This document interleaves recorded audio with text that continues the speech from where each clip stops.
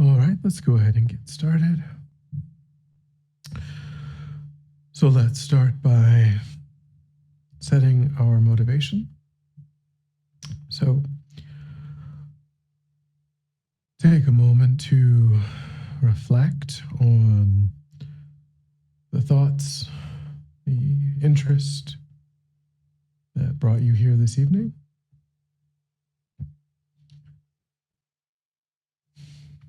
And then try to broaden, expand that motivation. Try to intentionally set a motivation where you are widening your circle of concern as broadly as you can.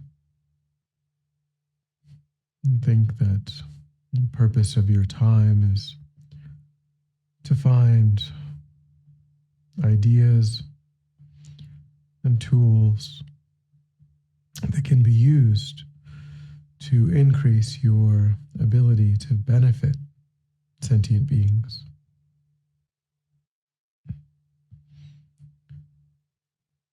Try to think about your participation through that lens.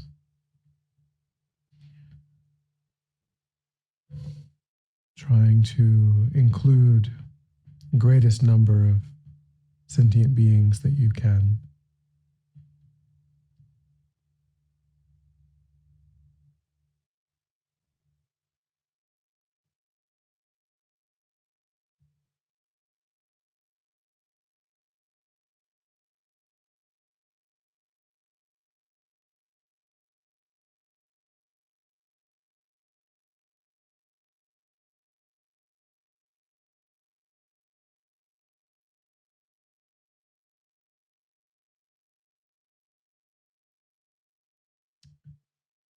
All right.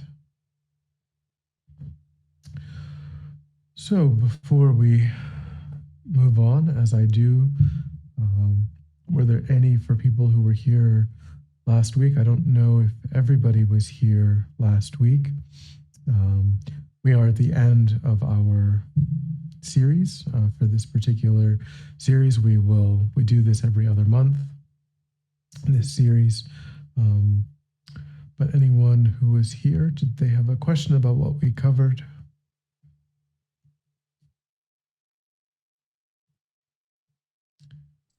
Yeah, I just have that outstanding question with regards to the concept of teacher-student or /guru situation.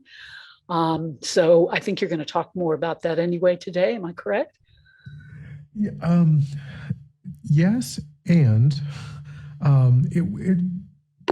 it's going to be difficult to finish. I don't think we're going to finish the overall material. What I may have to do is just record additional material and put it on the YouTube channel. And then perhaps next week, if people are here, we could, after class or something, maybe discuss a little bit, because there's a great deal of material that's not covered. And Sure.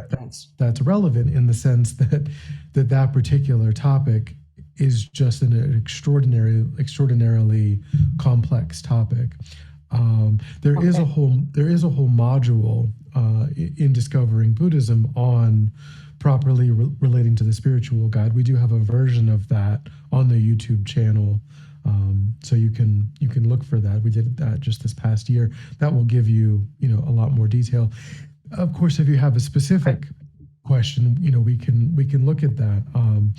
But the other one thing, in addition to what was said last week, the other one specific thing that I wanted to mention is that when we study this material, because of the kind of primacy, because you can see right in the right in the verse, it says that this is the root, correct devotion to one's teacher is the root of the path. And so that kind of sentiment, which we find expressed throughout Buddhism and maybe Tibetan Buddhism really emphasizes that,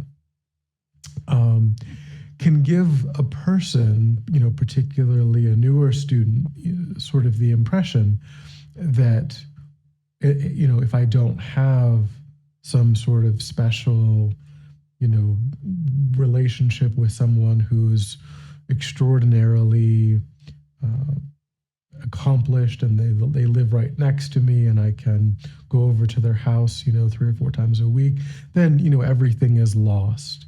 And that's something that I want to really caution people against thinking,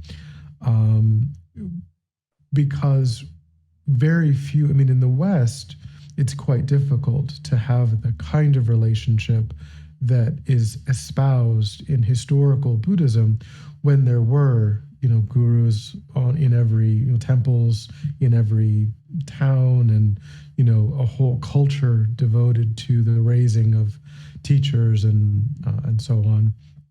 So I think the other challenge for the Westerners is, and I know even within Buddhism, there have been people who have so grossly abused that relationship. Mm-hmm. So particularly, and I've not been directly in one, but very closely connected. So I have a real emotional response. And particularly when you talk about having somebody in, real time, like I can understand acknowledging Buddha, Tara easily, but to have somebody in, present day that I can't be sure is reliable, that's where I get all uncomfortable. And I would not be the only one, because I go to things and I hear lots, not only my situation. Mm-hmm. Yeah. So certainly that's a major issue, particularly, maybe more so in the West, because the East is kind of a more cooperative, communal sort of culture, and the West is more individualistic, and so maybe there's the idea of coming under training, the idea of being guided, the idea of submitting in a way to training, is a much more foreign kind of concept to the Western sort of psyche. And as you're saying, and as I mentioned last week, many of the people that have been harmed, that didn't necessarily have a lot of really clear red flags. So this, where, of course, when we say the importance of checking, the importance of, understanding the qualifications of the teacher, and also just making sure, because a teacher can be completely qualified, but that doesn't make them suitable to be one particular person's root teacher. Their approach might not be suitable for that person's mind, irrespective of how objectively qualified they may be. That doesn't make them suitable to be a specific person's teacher. So there's also a checking in terms of the fit between the two people, in terms of disposition, personality, because teachers take different approaches. Some teachers are more strict, some are more, outwardly patient, and because they're trying to tame people in different ways, to try to ripen people's minds in different ways. So we have to find the kind of teacher that appeals to us and is appropriate for our own personal disposition. But yeah, of course, there is no magic solution or magic bullet that will prevent a person, 100% from ever entering into a relationship where they made a mistake about, unbeknownst to them, they didn't fully understand, or they didn't have all of the information, or the information was too hidden for them to be able to make the right decision. And that is, of course, always in a way a danger. So all we can do, that there is no like formula that just prevents that. The best formula that we have is to rely on the highest possible teachers, His Holiness the Dalai Lama, Lama Zopa Rinpoche, the highest possible teachers, and then look at who are their students, what experiences do people have, and like I said, just do a long, try to really go slowly and do a long process of checking. But yeah, it's always a concern and it's always a danger, and that's just unfortunately the nature of things. So yeah, I wish that I could say that there was some method or some process that made it completely safe, and there just isn't. It's just that we do have to do a lot of careful examination, a lot of careful checking, talking to that, other students that person has, other lamas that have been the teacher of that person, their reputation in terms of what roles they've had. And still, of course, no matter what, there's no completely foolproof process. The kind of psychological benefit, though, of proper reliance is that it benefits this idea of seeing the guru as Buddha, and having correct, proper, reliance. Is the psychological underpinning of that is that it benefits oneself, provided that one's teacher is a reliable guide. Having that kind of approach is an approach where it allows the disciple to actually make the most rapid progress, because the way that you hear the advice of the teacher and the way that you implement the advice of the teacher is different than if you just think of that person as, a learned scholar. If you see that person as inseparable from the Buddha, then your own pathway to enlightenment is much more rapid. But when it goes poorly, there's an incredible harm that can happen. Thank you.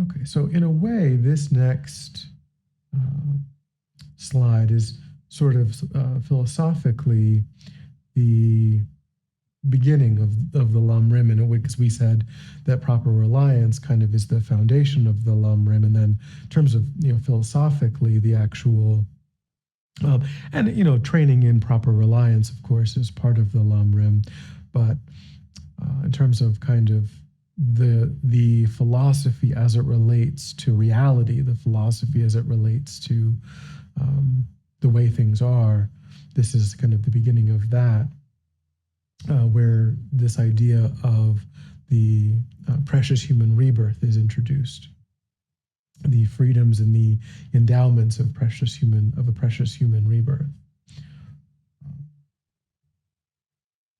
So we'll unpack kind of the meaning of this quote. There's different parts here. So when we say precious human rebirth or perfect human rebirth, it is true that we are distinguishing this from just human rebirth. This is a particular type of human rebirth where we would have to say that not all human beings have what's called a precious or perfect human rebirth. This is a human rebirth that is qualified by the freedoms and the endowments. When we say freedom, we mean freedom from something that is negative, being free from a condition that would be an obstacle to spiritual progress. So the first four of these freedoms are other realms of existence. So this does characterize all human rebirth.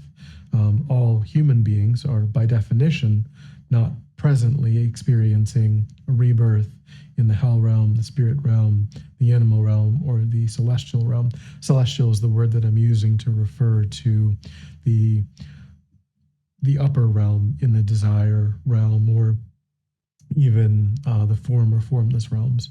So the upper realm rebirths. So we are free from, presently in this lifetime, we are free from those types of rebirths.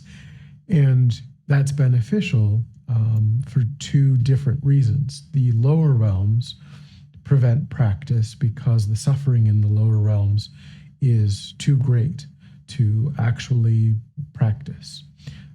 And then the enjoyment of the upper realm is too great to practice. The beings in the upper realm are too distracted by the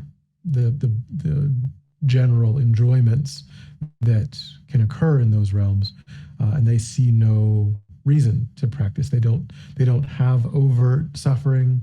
They don't see overt suffering, and so why would they want to escape? Why would they want to do anything other than just have more of that? Whereas we do ourselves suffer, and we do see suffering, and that can motivate practice. So quite good that we are not experiencing the kind of baked in disadvantages of these other realms. And then there are some sort of conditional or outward other factors where we are presently free from living in a time and place where the Buddha has not taught. That's certainly possible. We could have our lives could be identical essentially, except for the world that we are born in. No Buddha has ever given the teachings, but we are free from that. And then going along with that, a Buddha could have given the teachings, but it could be perhaps, so many thousands of years ago that those teachings have been lost completely. And we're also free from that in this particular incarnation. Those teachings exist in their complete form, and they're still practiced and understood widely. So those are kind of external environmental factors. And then there are two internal factors, personal factors that relate to the body and mind. The first is, I would say, to a large degree, kind of a cultural statement that these teachings arose thousands of years ago, and when people had what's called defective sense powers, meaning blindness or deafness or some other kind of sensory deficit, then it was a much bigger deal, of course, than it is now. We have technology and different sorts of things that can ameliorate many of those obstacles. But when this teaching arose, of course, that wasn't true, and so it was a much stronger obstacle.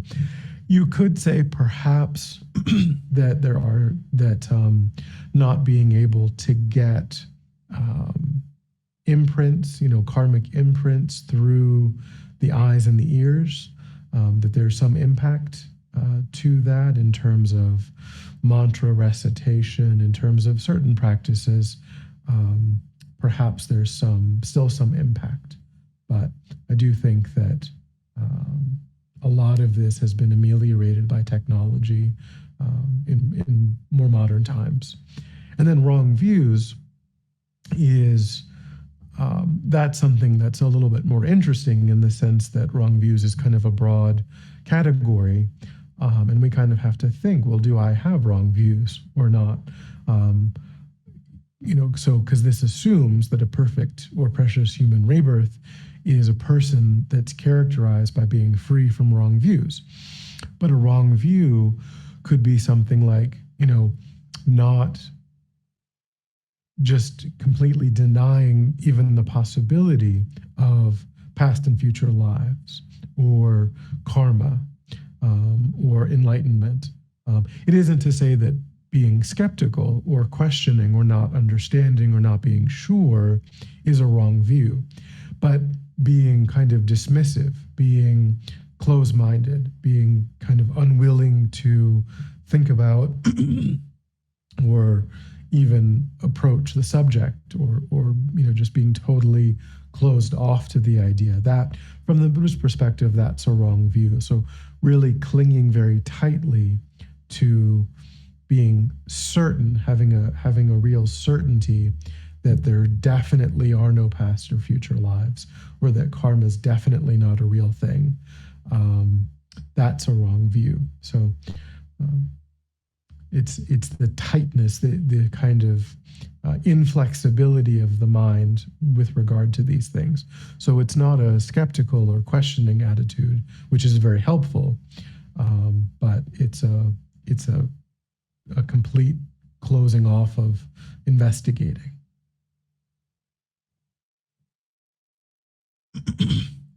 Any questions about the freedoms, the negative, or the obstacles that we are free from?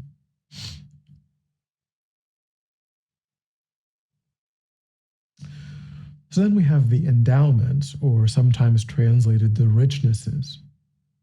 And these are positive things that do characterize our experience in this life. And many of these are kind of the opposite of the negative things.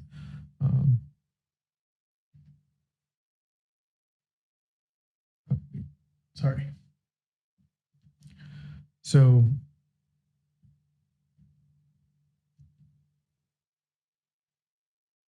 sorry, I went backwards.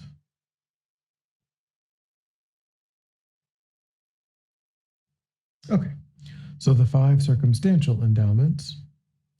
So again, these are just the opposite of a lot of the negative things. So a Buddha, it's true that a Buddha has come. It's true that a Buddha has taught. It's true that the teachings still exist. There are still people who follow the teachings, and there are here what are called favorable conditions for practice, which means that there are places of study. It means that sincere practitioners can get some support, in our world to practice. So there are still favorable conditions. It's not looked down upon, widely. It's not denigrated widely. So those are circumstantial because they refer to the environment. And then there are personal endowments. So again, just having been born human, so that refers to the opposite of the other realms. And then here, what's called a central land means a place where Buddhism has migrated to, is understood, is practiced, is not kind of outlawed. And then in intact sense faculties. And then here, not having committed the 5 heinous actions. So not having killed one's mother, not having killed one's father, not having committed a schism, not destroying a monastic community, not drawing the blood of a Buddha. So these 5 things that if the understanding is that if a person does one of the 5 heinous actions, then it's very, very difficult to purify. And so as long as we haven't done that, as long as we haven't, killed our parents or, then we're haven't committed. And so our next life isn't going to be stained by these very, very difficult to purify negative actions. And then having confidence in the teachings. And again, sort of like wrong views, this is something that we have to think about. Like, this is the opposite of wrong views, is having some faith, having some confidence in, that maybe karma is a real thing. Maybe there are past and future lives. So to whatever degree we have some confidence in the teachings, then that's really helpful. Buddhism would say necessary to making progress. Faith is one of the factors, that really allow for progress.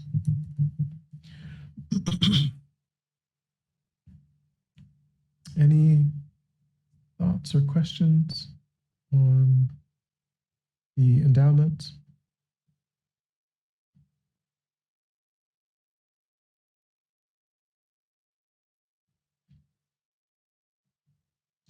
Okay.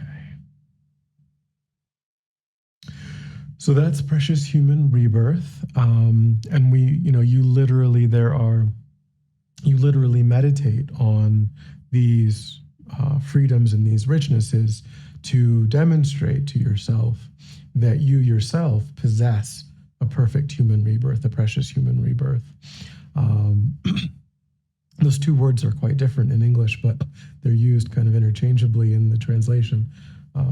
Precious and perfect seem different to me, but they refer to the same thing. So it's important that we understand that we have not just, something to take for granted, but that we have something really precious, really important, really meaningful.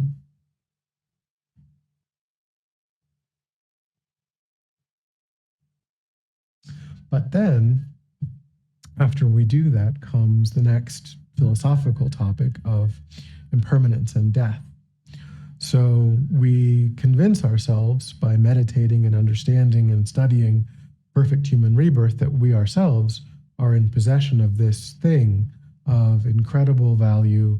And then we have to study and meditate and convince ourselves that this thing of incredible value that we possess isn't something that we will possess forever, that it is changing moment by moment, and it will also end.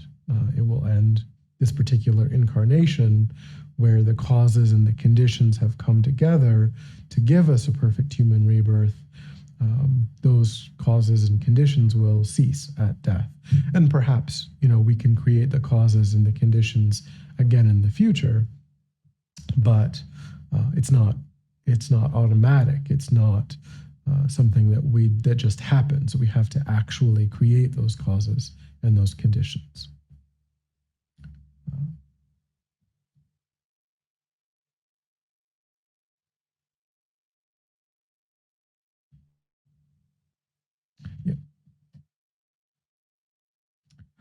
So then, on the basis of that, because we introduced karma, also the last verse also introduces the idea of karma, not only impermanence and death, but then at the time of death, of course, karma is ripening all of the time, but the most consequential period of karmic ripening is during the death time and right after the death time in the intermediate state, because the karma that ripens during that time is what will establish an entire rebirth. The karma that ripens in this lifetime doesn't do that. This rebirth is already existent. So the kinds of karma that ripen are ripening within the confines of a human rebirth. But during the death time and at death and in the bardo, that's when things are uncertain. Things are not yet established. So it's quite much more consequential what kind of karma ripens at that time.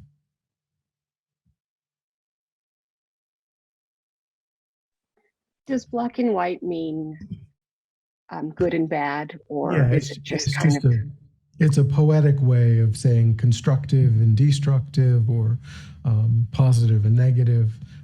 And again, that refers to not a moralistic idea, but the Buddha's direct experience that certain energies bring results that take us away from spiritual progress and spiritual evolution, and some energies bring us closer to that. And so the actions that are motivated by those energies, they're just referred to, conventionally speaking, as positive, negative, constructive, destructive, virtuous, non-virtuous, and black and white is just a poetic way of saying that. Thank you.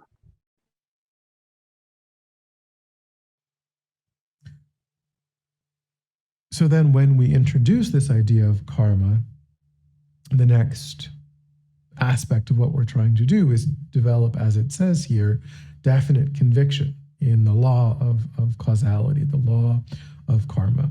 And on the basis of that definite conviction, to really guard our karma, to really, as it says here, avoid even the slightest of negativities and accomplish all virtuous deeds. So taking every opportunity day by day, moment by moment, to watch the mind and guard our karma, to avoid even small negativities, but then also even small positive actions. We shouldn't pass up the opportunity to engage in even small, what seem like, inconsequential or small positive actions, which is done on the basis of understanding that, again, the energies that motivate our actions lead to results that tend to either bring us closer to or take us away from spiritual progress, from tapping into our potential, developing our mind in a positive direction. So the next section is where we'll go into more detail on the law of karma, the law of cause and effect. So we talked a bit about this before, the 4 factors of a complete karma. So there's complete karma and incomplete karma, and then there's throwing karma and completing karma. So we'll talk about these 4 things.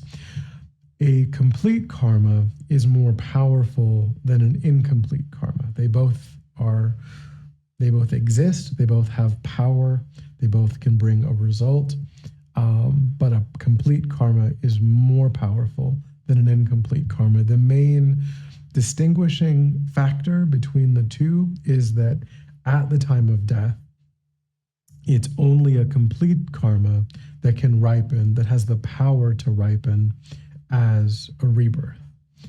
Any incomplete karma, although it could be either positive or negative, if one of these factors is missing, then it will bring some result, but it doesn't rise to the level of what can establish an actual rebirth at the time of death. So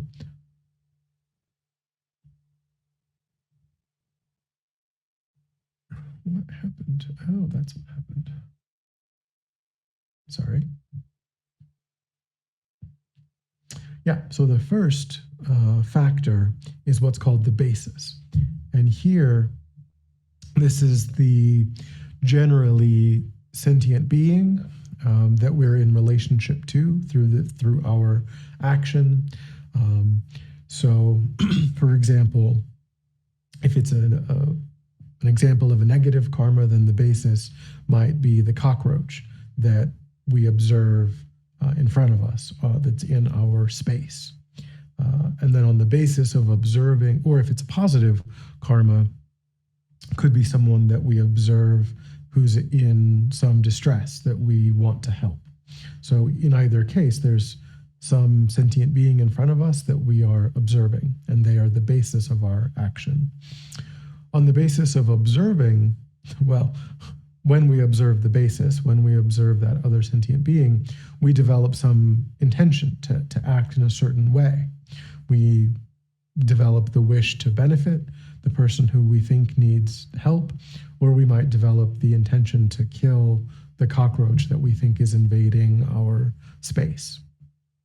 And then we, on the basis of that intention or motivation, we engage in some act, some sort of outward behavior. We say something, we do something, we maybe even just think something, but we engage in an overt action of body, speech, or mind. And then there's a completion to that, to this chain of events. And that that completion is where the action that we engaged in brings about the intended result. So we saw the cockroach. We said, I don't like cockroaches. We said, my dislike for them is so intense, I'm not going to try to take it outside. I'm going to try to smash it. And then our hand goes out and we smash it, and then we observe that it has died. If it scurries away, if we miss and it scurries away and it's just gone now, then, and maybe we give up, or, we go do something else. We don't kind of like keep hunting for it and pursuing it and then kill it. Then it would be an incomplete karma. We had the basis intact, we had the intention intact, we had the act intact, but it wasn't completed. We failed to do what we wanted to do. So it's still a negative karma. We had a lot of the factors, and perhaps only because of luck, we didn't complete the action. So it's still a negative action, but it's not a completed negative action. In the same way, if we wanted to benefit someone, but they get in their car, before we cross the street, or we lose them in a crowd, again, we had the basis intact, the intention, we were trying to get the money out, or we were getting our phone out to call someone to help them, but then we couldn't actually do it because they were gone. So again, it's still a quite positive karma in that sense, but we weren't actually to bring about the intended act, and so it's an incomplete positive action. So we have to have all four of these factors if we're talking about a complete karma. Otherwise, it's still a karma, it's still a karmic action, just not a completed karmic action, which again only means that it can't establish a rebirth. It can do lots of other things that can be really good or really not so good. Just can't do that one thing. Any questions so far?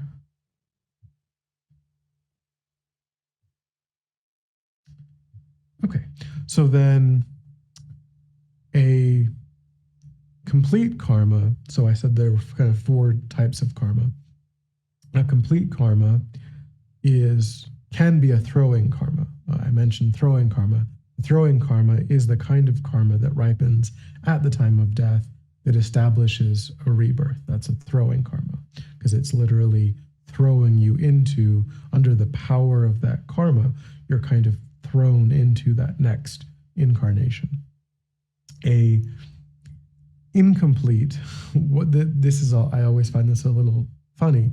An incomplete karma cannot be a throwing karma, but it can be a completing karma, which I just think is strange verbally. An incomplete karma is a completing karma. A completing karma is a karma that ripens within a given lifetime and kind of fills out the details of that lifetime.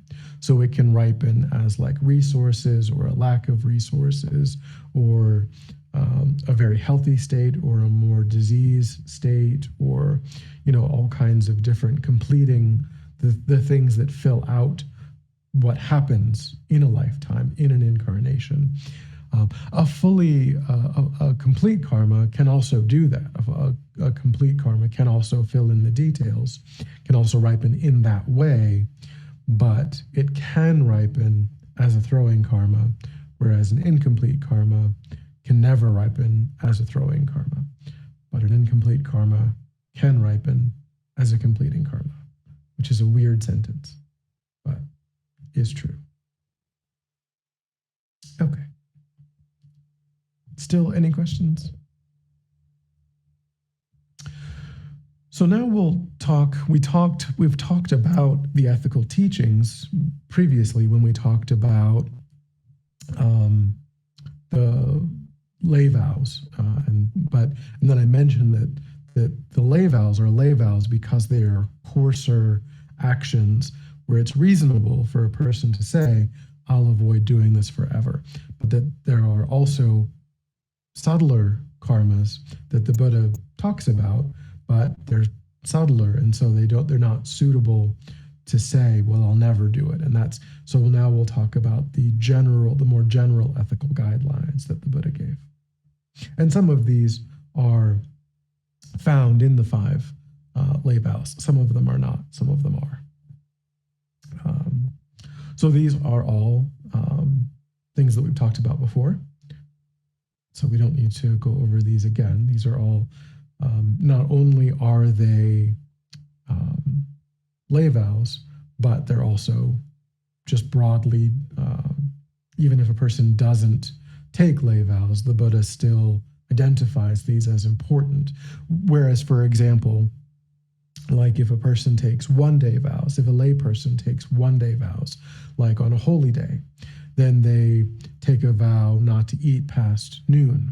And that's not an ethical teaching of the Buddha. Like that's not there's what are called naturally negative actions, and then there are proscribed negative actions, which means that just because you agreed to do it, it becomes important for you not to do it because you've said that you wouldn't do it. It's kind of, it's a reflection of your own seriousness about how you relate to your practice. So once you agree, I won't eat afternoon today because I'm going to devote today to study and reflection, and I'm going to kind of maybe undergo some hardship to develop some inner resilience, and I see the benefit of that.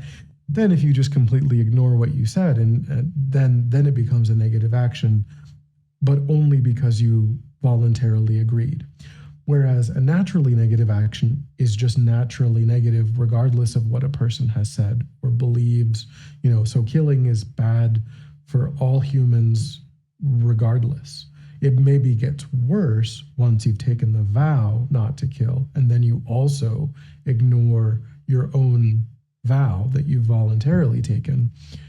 That makes it perhaps worse. But even for a person who has no vow, when they kill, under the influence of a disturbing emotion, which is generally when people kill, then it creates a karma that will ripen as a suffering experience. And that's true of stealing and sexual misconduct. So those are ethical guidelines for the body, because we kill with our body, we commit sexual misconduct with our body, and we steal.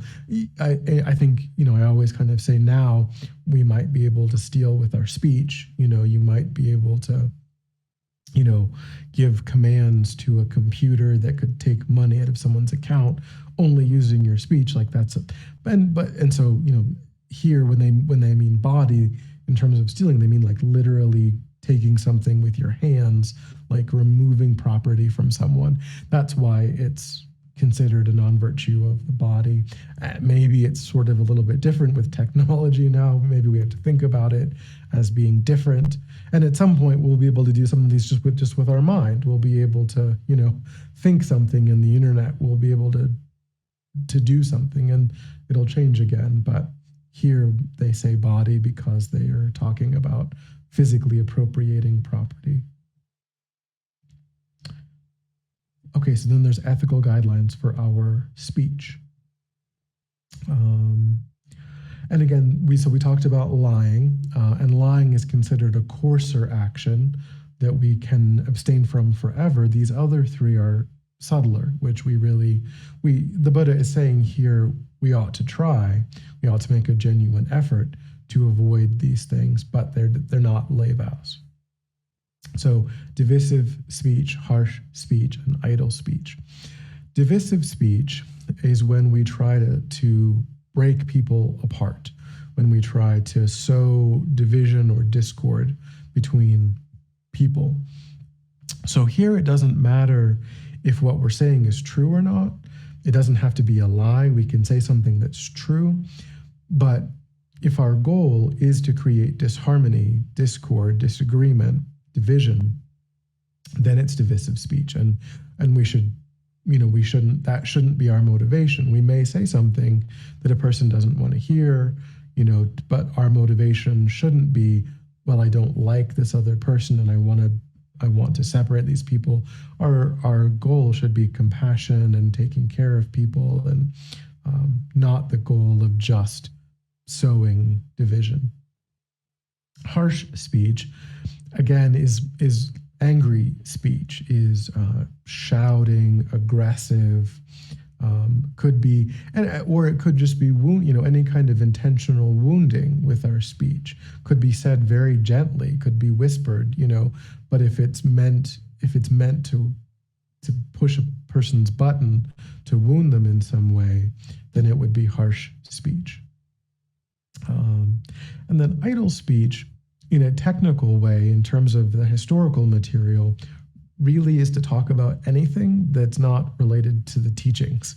And that has a lot to do with the fact that most of the historical material was written by monks for other monks. So we kind of have to deal with that part of it. And so holding it in that really, really strict way is impossible. But it is important to think about how meaningful is our speech on a general day-to-day basis. Like, do we gossip? Do we talk behind other people's back? Do we spend a lot of time talking about topics and things that are just sort of like popular culture? They don't really mean anything. They're just kind of wasting our time. They're wasting the other person's time. They have no real depth or meaning or significance. And what they say is that one, in one way of thinking, it's the lightest non-virtue of the speech, because it doesn't, no one's really directly harmed by it. But at the same time, of the non-virtues of the speech, we do this one all the time. This is what, Venerable Verbena calls this rabbiting on about nothing, just kind of like talking about what's happening in the weather and who this person is dating or not dating. That's the kind of thing that we just kind of fill empty space with, in conversation. So it's important to think about, am I really meaningfully using my speech, or am I using it to just kind of, other people maybe expect a certain level of banter or small talk, and that's fine. But we just have to kind of think about how pervasive it is. Any questions about the ethical guidelines for this speech?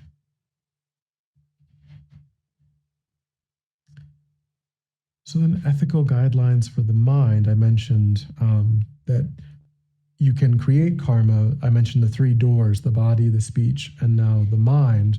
So we can create a fully completed karma without actually saying anything or touching anything, without using our body and speech, something that's purely mental. So here the three are covetousness, ill will, and wrong views. So covetousness refers to kind of making designs on other people's property, kind of trying to hint or intimate that you would like someone to buy you something or do something for you or give you something of theirs that they already own. It's kind of a hoarding, greedy mind. And we can, as I said, we can actually implement it through body or speech, but even when it's just kind of percolating there in the background, that is what will allow it to come out through the body or the speech. So we really want to think about it, like, even when it's just kind of there in the mind, when we see the thing and we start to think, I wonder, can I get this person to get this for me or do this. We haven't said anything yet. We haven't, but we probably will if we keep reinforcing that what's happening mentally. We probably will actually try to get that thing if we keep indulging in the mind of covetousness. And then ill will is sort of that same background intention that motivates harsh speech, motivates, all kinds of, it's just wishing ill. It's literally, in some way, it could be actually hoping that something bad happens to someone, feeling like someone deserves to have something bad happen to them, or it could just be like feeling a sense of delight or glee when we hear that something bad has happened to someone that we think. So, this doesn't mean that we, key someone's car or pop someone's tire or, put salt in their coffee. But it does mean that that if we hear that happens, then we're fine with it and we think that that's good. Or we even just kind of engage in daydreams or kind of fantasies that we may never act on, but we're creating a tendency in the mind, we're creating a habit in the mind that's making it more and more likely that we are, maybe not in this life, but maybe in a future life, when the causes and the conditions that have created our sense of morality, or propriety, maybe those causes and conditions are looser. And then this habit that we've fomented in this life might actually kind of burst onto the scene, and we really might start acting in more and more harmful ways. And then, as I mentioned, wrong views are kind of that closed-mindedness about the teachings, really just refusing to investigate, just deciding that the teachings are not true. Okay. I do have a question, if I may. Yeah. Yeah. With these things, which some of them I find very difficult to address within myself, their habits established already. At some point, will you talk about techniques to deal with that? Because it's like an automatic response, right? Somebody bothers me, and when a bad thing happens to them, I feel positively about it. Mm-hmm. So I try, I'm aware I don't want to be that way, but I'm not quite sure. It seems to be so automatic. I'm not quite sure how to address that. Yeah, there's a lot of different ways. There's many different antidotes, different approaches that we can take. One is to, and a lot of these are very similar to how we get familiar with or do anything. They're in terms of cultivating opposing points of view, or kind of the same way that kind of the same sort of cognitive psychology that we would use for many other sorts of things. So one is to see the disadvantages of that way of, because if we don't, again, like I said, we might think, well, it's harmless. I'm not actually doing anything to the person. I would never actually, swap out their coffee for, muddy water or something. I'm not that kind of person, but it's just sort of a guilty pleasure to think about it. And Buddhism would say that we're kind of mistaken about not understanding that it is actually harmful. Again, even if it's not going to ripen in this life, that tendency could ripen in a future life. So the more that we can see that it is something, the more that we can clearly see this is what I should adopt and this is what I should reject, based on logic, based on reasoning, then the more likely we are to actually change our behavior. Another approach is to recognize, to try to think about, why is it that I dislike this person? Why is it that I think that they are a suitable person to be experiencing hardship, or mistreatment or difficulty? And then when we kind of get clear on, why we think of one person one way and another person another way, then we can start to argue against that foundation. Like, is it why, we would probably come to see that this person that we are fine with being harmed in maybe a light way, what have you, we see them as someone who acts against our own interests, in our opinion, or they hold views that we find to be harmful to ourselves or to others. We find that they act in ways that we find, unacceptable. And then people that aren't like that when they are harmed, we respond with kindness and compassion.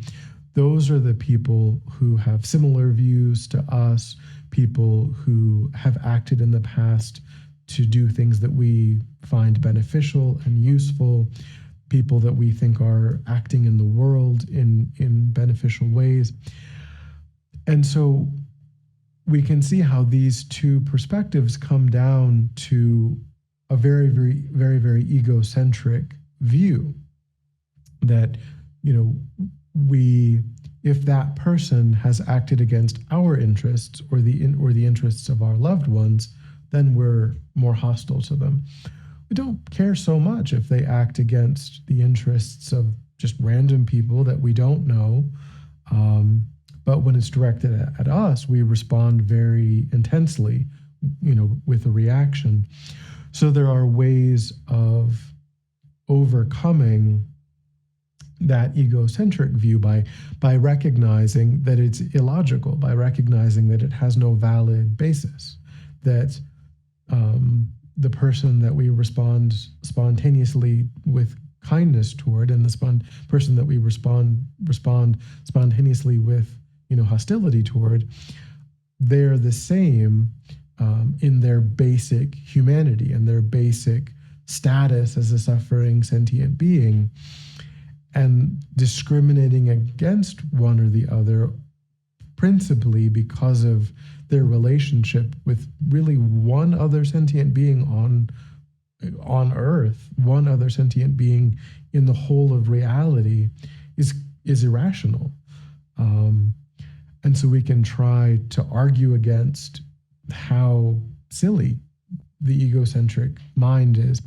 And then we can also try to, even if we have to go to like past lives, we can think about, if we accept, the idea of past lives, we can think, well, this person hasn't always had this kind of relationship to me. They've had many other roles, many other kinds of relationships to me.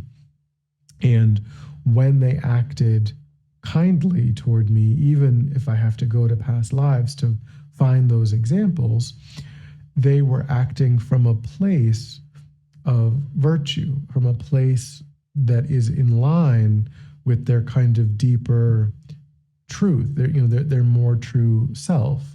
Whereas now in this life, they are acting from a place of the afflicted states. They're acting from a more surface level part of their mind.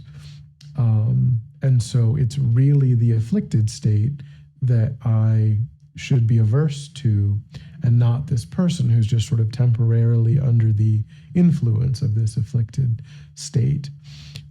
So we try to separate the action from the underlying humanity or shared sentient experience of the person that we're having trouble with.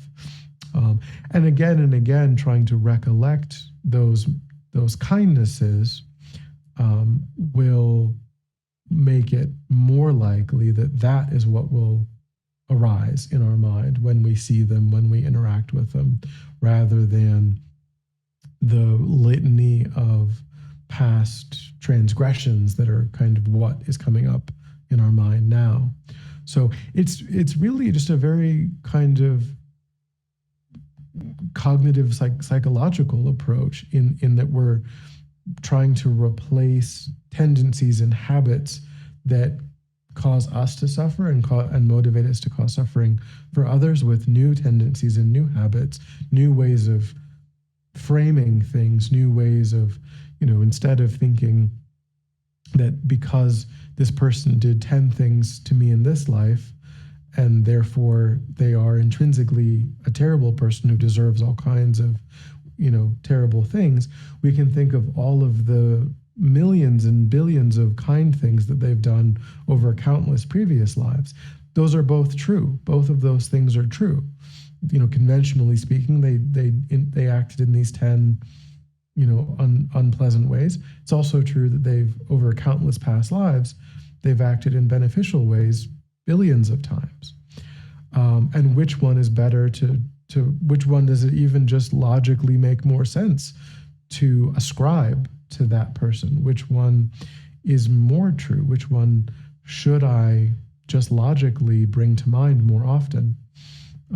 But it takes meditation, it takes repetition and reflection, and it takes starting with another kind of psychological aspect, is that Buddhism always recommends that whenever we try to change in small ways first. So we kind of leave the people who've harmed us the worst, for now, and focus more on the people that we find, irritating, and the people that are just kind of annoyances. And we try to transform our relationship with them, and then slowly work up to the more intense entanglements that we have with people. And also in terms of, the disadvantages, we can also recollect, that the Buddha made it very clear that if we leave any sentient being out of our field of love and concern, we will never achieve enlightenment. So it is our, that sentient being is giving us an opportunity to see what the limits of our loving concern is. Where is our ego asserting itself? Where are we not yet? What are we not yet able to transform? And that's really valuable feedback about our level of progress. And if we never succeed in transforming, that will continually be blocked from developing our own potential, developing our own mind. So, and there's a lot of other ways, but those are some of the sorts of techniques that we can try to use. Thank you. So let's say we take the word forgiveness, and so I struggle with, I've forgiven some people. I no longer, am angry, but I don't want to spend time with them. Is that also is that a negative? Well, again, we also have to accept where we are and what we can do, and recognize that we're not enlightened, that we're ordinary beings, and, we have preferences, and we're going to continue to have preferences about who we like to spend time with and who we don't want to spend time with. And the best thing to do is to just kind of hold those people, in our practice, to dedicate for them, to wish them well, to try to have as many positive thoughts as we can, thinking, even if I'm not, hanging out with them, I'm not, talking, I don't want anything bad to happen to them. I want them to achieve enlightenment. I'm going to dedicate for them to achieve enlightenment. I want them to, and then that will kind of soften the mind. That will kind of, if we can work with that, then it's the analogy. One analogy is like rubbing butter into hardened leather. It kind of that it can start to make the mind more supple, and then things can shift. So it's important to hold in the mind the idea that it's not forever. That yes, maybe I feel this way now, but we also have to recognize that our mind is capable of limitlessly positive change. And so we should try to start finding ways of thinking of them as positively as we can. And like I said, doing practices for them, thinking of visualizing the Buddha, blessing them and transforming them, and just the power of that will start to change how we see them. And then the same thing too, like I said, all of the same things that happened before, even though it's a lighter version of dislike, also recollecting their good qualities, recollecting their kindness, all of those things are going to just naturally, due to the power of that repetition, will shift that dynamic over time. Because we do want to try to cultivate a sense of closeness with all sentient beings. We want to try to cultivate a mind that spontaneously, deeply wishes to benefit sentient beings, and not a mind that's kind of like, well, I could take or leave this person, like that's not, but we don't beat ourselves up about it. We just try to find techniques that are going to, just due to the power of the technique, will move the mind in the right direction, and then just keep reinforcing that. All right. It's a little hard to take, but okay. So we talked about the ethical guidelines, and we talked about complete and incomplete. Now here they're what are called the 4 factors of karma. And we've kind of talked about these before. The first is that karma is definite, which means that when a karmic seed is created, it's never lost, that it will definitely bring a result. It can be purified or weakened, either positively or negatively, but barring that, under its own power, under normal circumstances, it definitely will. Once the cause is created, the result will happen, barring a weakening, an intentional weakening, or barring an act that weakens, we could say, because you may unintentionally, for example, if you do something generous for someone, that's a strongly powerful positive action.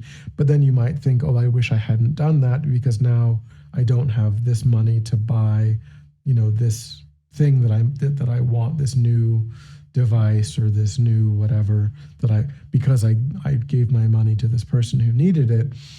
That kind of regret is a negative regret that's going to weaken that previous positive action. So that karma would have ripened, but now we've weakened it because we regretted a positive action. When we engage in a negative action, we do want to regret that. That will weaken the negative action, but we want to try not to regret our positive actions. And then similar refers to the idea that that there's a relationship between the energy that motivated the action and the energy and the result that brings. So the result is similar to the cause. A positive action ripens as beneficial conditions. A destructive action ripens as suffering conditions. The third is that it is individual, which means that no sentient being can experience a karmic ripening that they themselves did not create the cause to experience. That cause might have happened in a previous life, but still the mind is the same mind in this life from that life, and that continuity of mind allows for that ripening to happen over these longer timescales. But a different sentient being did not create that karma. The mind that's inhabiting or associated with this form is the same mind that was associated with perhaps a different form in a past life, and the intentional action that was engaged in that life is what is now ripening in this life. So it can happen over long time scales, but there can't be a cause that wasn't created by that quote unquote same individual. And by that we mean the mind, the mental continuum is the same. And then the last has all of these have good and problematic aspects. When it's a virtuous karma, it's quite good. When it's a non-virtuous karma, it's problematic. Karma expands over time, which means that a small positive action, if it doesn't meet with conditions that reduce its power, like regret, then it will, over time, it will grow. And the result that it can bring could be outsized compared to what initially happened. The karmic ripening can be quite strong, even though the initial karmic act might be quite small. And when this is a non-virtuous karma, this is problematic because what seems like perhaps an inconsequential intentional killing of a bug or something, given enough time and given the lack of an interfering purification force, can bring a really strong negative result. Like I said, if it's a complete karma, it may not matter whether it's a cockroach or a human being. It can at some point create the cause to experience a lower realm rebirth if it's a fully completed karma, given enough time for it to expand like that. So this is why purification practice is really important and why we should purify every day. Ideally, as I said before, in a perfect world, more than once a day, to really not allow these non-virtuous karmic seeds to grow over time, but to really kind of nip them in the bud as we're going along. And also, of course, that will keep us, just the fact that we are consistently reviewing what is constructive, what is destructive, and we're consistently trying to proactively avoid non-virtue, even for short periods. That is a habit that also will just sort of keep us on the right track, keep us moving in the right direction. So these 4 characteristics apply to all karmic actions, both positive and negative. But when it's negative, problematic. When it's positive, it's quite good. Any thoughts or questions about that? I don't know what is causing.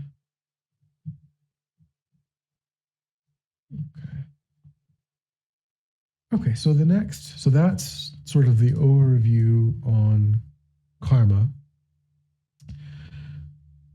this is now going back to the foundation of all good qualities, Lama Tsongkhapa's foundation of all good qualities, where he's saying here, seeking samsaric pleasures is the door to all suffering. And he talks about generating the strong wish for the bliss of liberation. So we've talked about the three scopes of the lamrim, and we've kind of now finished the small scope with the teachings on karma. And we're now moving into the middle scope, where we're talking about here, he's saying the wish for the bliss of liberation. And this is the idea of definite emergence, wanting to definitely emerge from suffering into a state of liberation. And it occurs on the basis of, because with the small scope, the low scope, the initial scope, however you want to think about it, the practitioner, their motivation was really just to avoid a lower realm rebirth. With the middle scope, the practitioner is now trying to is seeing even upper realm rebirths are not an end in and of themselves. They may be a means to an end, but they're not an end or a good in and of themselves. Whereas we might think, well, as long as I can get wealth and as long as I can get good food and so on. But here, Lama Tsongkhapa is encouraging us to really recognize that that chasing after sense pleasure, because it's so fleeting and because it changes into suffering when it's extended, that we need to see the shortcomings of even upper realm rebirths. And on the basis of that, not try to just think, well, all I want to do is get more of this ordinary kind of relatively okay sort of life. I really want to go for liberation from no longer participating in cyclic existence.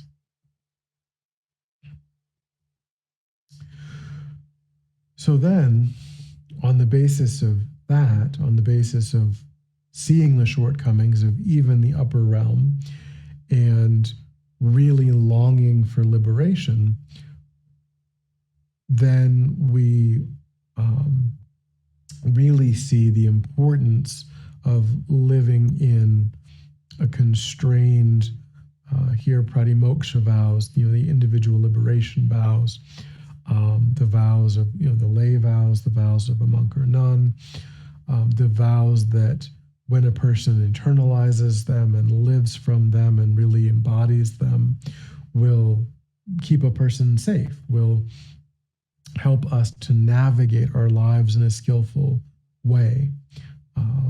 So we really, because we recognize that upper realm rebirths are not a good in and of themselves, but they're still a means to an end. We still need to most likely create the kinds of inner and outer conditions that can give rise to this liberation that we're seeking. We need to work cooperatively with the law of karma to do that. We need to create those inner and outer conditions by understanding the law of karma and working with it cooperatively to get the kind of result that we want, so that this goal of liberation can actually manifest. If we take rebirth in the lower realms or even the upper realms, aside from the Pure Lands, but just sort of, the desire realm gods, the form realm, the formless realm, if we take rebirth even there, doesn't really suit our purpose. So we need to navigate, we need to understand and internalize the law of karma and use it as how we navigate our lives to successfully get the results that we are hoping for and wanting.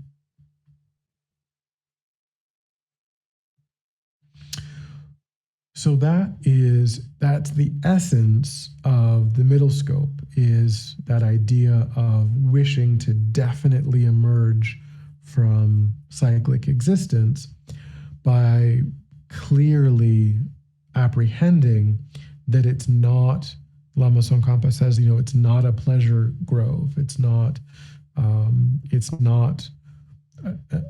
some kind of blissful, enjoyable place that we should want to hang out indefinitely.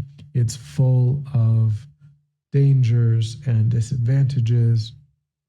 And compared to nirvana, which is what the practitioner on the middle scope is focusing on, it's much less advantageous. Any thoughts about that? Last night, Jeshila was, and maybe I misunderstood, but he said something to the effect that Rowena had a choice to go to a Pure Land or to it. I didn't realize that was an option. I didn't know that you can kind of like will yourself to. Well, so I don't remember exactly the phrasing that he used.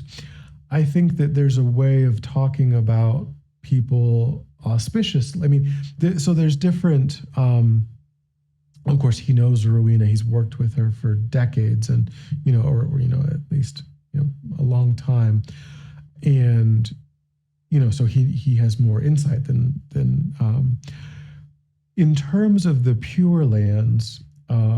And then, of course, when people are in the Bardo, of course, you want to have the most auspicious and most kind of beneficial way of talking and thinking and encouraging and that sort of way of addressing it. There are Pure Lands that a person can, like Amitabha's Pure Land. Every enlightened being, you could say, their environment is a Pure Land, and there are specific enlightened beings who kind of made very specific vows that their Pure Land would kind of be an option for relatively ordinary sentient beings. So not like a high-level bodhisattva necessarily, not a person who's on the cusp of full enlightenment. A relatively devoted, ordinary, good practitioner. They can engage in certain practices and develop kind of a relationship with that energy, and then at the time of their death, their mind is kind of magnetized due to the force of their practice, due to creating those causes and those conditions of practicing Abhidhamma's Pure Land and developing that familiarity. Their mind then can go there, and then there's another way of thinking about the Pure Lands. One way of thinking about them is that they're the safest place. When a person is dying, they're the safest place to go because they are. You live for a very, very long time. The conditions are incredibly beneficial and conducive, and like there's an enlightened being there, and so. But then they also say that it can take much longer to actually achieve enlightenment in terms of absolute terms, as compared to taking rebirth in the human realm again, where through Vajrayana, a person can achieve enlightenment even in one human lifetime. So what they say is that taking a human rebirth, if a person does like have a choice, or even in terms of what a person aspires to or makes prayers or aspirations or kind of how they're thinking about that, that it is safer to go to a pure land, but it's more, in a way, it can be more courageous or braver to not make those kinds of aspirations and instead. So, but that's, there's no, it could be that, not, that for a particular person, one way really is the best, and that really is, the way that they should go. For another person, maybe a different thing. So it's not like one size fits all, but just that, of course, like the great masters and so on that you read about in history, they said, may, let me be reborn in hell so that I can work for the benefit. So that, that, and that's, but, to really genuinely want that is so far beyond what almost anyone is capable of, to genuinely have that be one's motivation. And then, of course, what they say is that all of the great masters who wished that actually achieved enlightenment when they died, so they didn't get to do, and then, of course, maybe they could emanate, they could send emanations into the hell realms. But they weren't actually, they didn't actually get what they wanted. They got the opposite of what they were saying, because of how virtuous and how pure that karma is. But yes, it is true that there are practices that exist where any practitioner can kind of, and that doesn't mean that you automatically succeed. It doesn't mean that just because you recite a sadhana, just because then like everyone who does that when they die, they will go to Amitabha's Pure Land. It certainly doesn't mean that, but you can create, it is possible to create the causes and conditions for that to happen. It is something that we can cultivate. Thank you.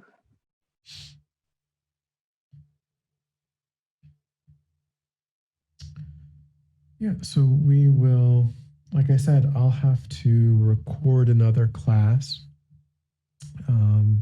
and we can talk about that maybe next week, because we're now going to move into the great scope, which is characterized by bodhicitta, and this is on the middle scope, where the practitioner develops that definite emergence, that wish to be free of cyclic existence. That refers to their own suffering. And then, as I said in maybe the first class or second class, that practitioner is meant to mature into the great scope, where they realize that just wanting liberation for oneself is not sufficient, because all other sentient beings are suffering. So here, this is what it's saying, that we're all in the same boat. We've all fallen into the sea of samsara. And here, mother migratory beings literally means that all other sentient beings have played the role of a mother for us countless times in past lives. That's what I was talking about before, about, seeing the beneficial parts of a person, seeing the good in people. So it's like all other sentient beings, they're not just strangers, they're not just random sentient beings. They've been my own mother countless times in previous lives. And in a way, it's like seeing your own mother in this life drowning right in front of you.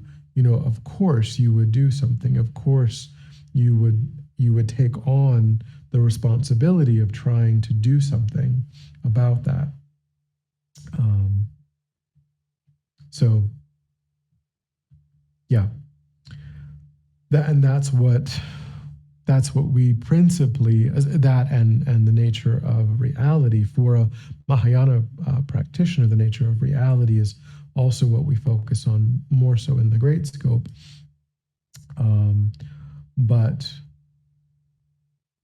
But we join that with bodhicitta motivation, the wish to achieve. Bodhicitta is the wish, the aspiration to achieve enlightenment for the benefit of all mother sentient beings.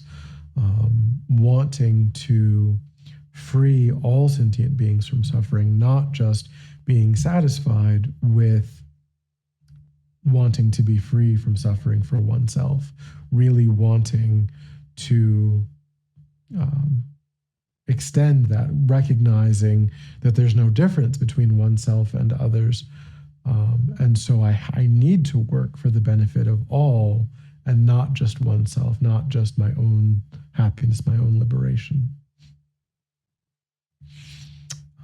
That's what a person trains in on the Great Scope. And in the recording that I'll do, there's two specific meditations that are done that actually cultivate bodhicitta, or result in bodhicitta actually dawning in the mind. Any questions, thoughts, questions? We can go a little bit longer. I'll just volunteer a technique that I use that I find more effective for me, given my background, rather than imagining that everyone else has been my mother. I get the sense that I have been the mother of everyone. And particularly if I've got someone who's distressing me, I imagine what they were like as a baby and how would I feel toward them. And I would feel love, compassion, just wanting to hold and protect them. And I find that shifts my energy much more effectively, or just flat out effectively. So that's something that I've found very helpful.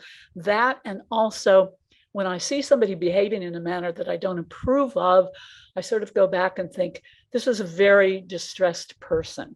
Something bad has happened to them in the past. This is what's causing this behavior.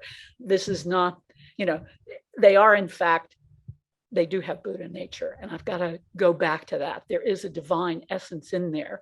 I'm missing it at the moment because it's covered with whatever. Yeah. Those are my techniques I use. Yep. Great. I like that.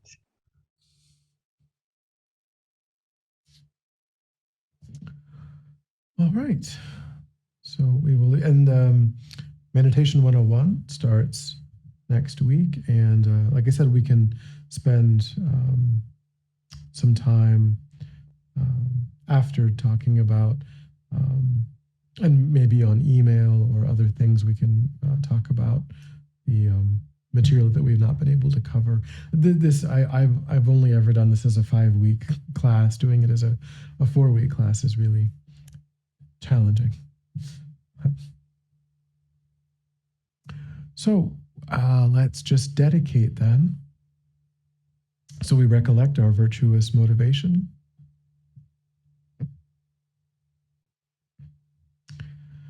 And we think that we've actualized that motivation by thinking about these topics.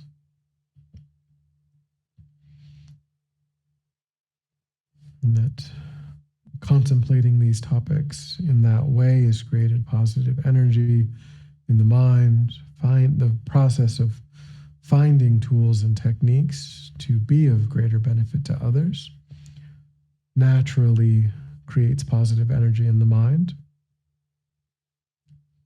And we offer that energy for the benefit of sentient beings. You can dedicate for Rowena, thinking that may she find the most auspicious, most beneficial kind of rebirth where she's able to make the most rapid progress.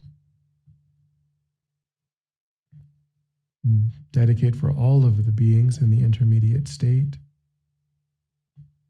all of the beings of the desire realm, form realm, the formless realm. May they all have conducive conditions. May they all quickly perfect their minds. May they all quickly be completely free of suffering. And may I too perfect my mind so that I have the ability to work in an unmistaken way for the benefit of sentient beings.